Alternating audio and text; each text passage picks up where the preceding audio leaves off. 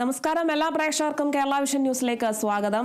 അങ്ങനെ തദ്ദേശ തെരഞ്ഞെടുപ്പ് വോട്ടെണ്ണലൊക്കെ അവസാനിച്ചിരിക്കുന്നു. ഫലപ്രഖ്യാപനത്തിൽ UDFന്റെ തേരോട്ടമൊക്കെയാണ് കാണാൻ കഴിയുന്നത്.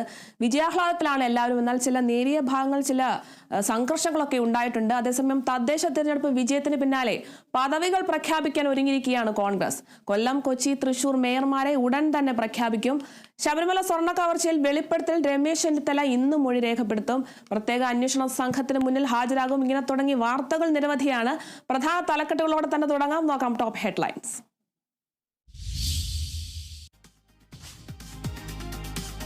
തദ്ദേശ തെരഞ്ഞെടുപ്പ് വിജയത്തിന് പിന്നാലെ പദവികൾ പ്രഖ്യാപിക്കാൻ കോൺഗ്രസ്.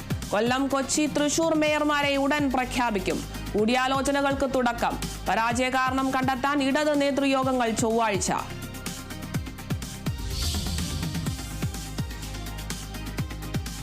ശബരിമല സ്വർണ്ണ കവർച്ചയിലെ വെളിപ്പെടുത്തലിൽ രമേശ് ചെന്നിത്തല ഇന്ന് മൊഴി നൽകും. പ്രത്യേക അന്വേഷണ സംഘത്തിന് മുന്നിൽ ഹാജരാകും. കവർച്ചയ്ക്ക് പിന്നിൽ അന്താരാഷ്ട്ര മാഫിയ സംഘമെന്ന ആരോപണം.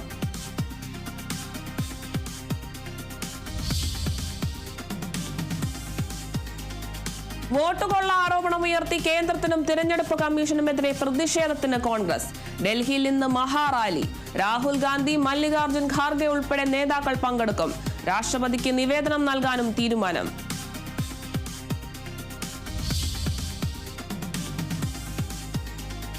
അമേരിക്കയിൽ വെടിവെപ്പിൽ 2 പേർ കൊല്ലപ്പെട്ടു. നിരവധി പേർക്ക് പരിക്കേറ്റതായി റിപ്പോർട്ട്. ആക്രമണമുണ്ടായത് റോഡ് ഐലൻഡിൽ ബ്രൗൺ യൂണിവേഴ്സിറ്റിയിൽ.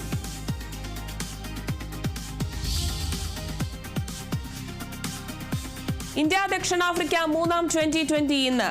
മത്സരം രാത്രി 7 മണിക്ക് ധരംശാലയിൽ. പരമ്പരയിൽ മുന്നിലെത്താൻ ഇരു ടീമുകളും. സഞ്ജു സാംസൺ കളിക്കുമോ എന്നതിൽ ആകാംക്ഷ.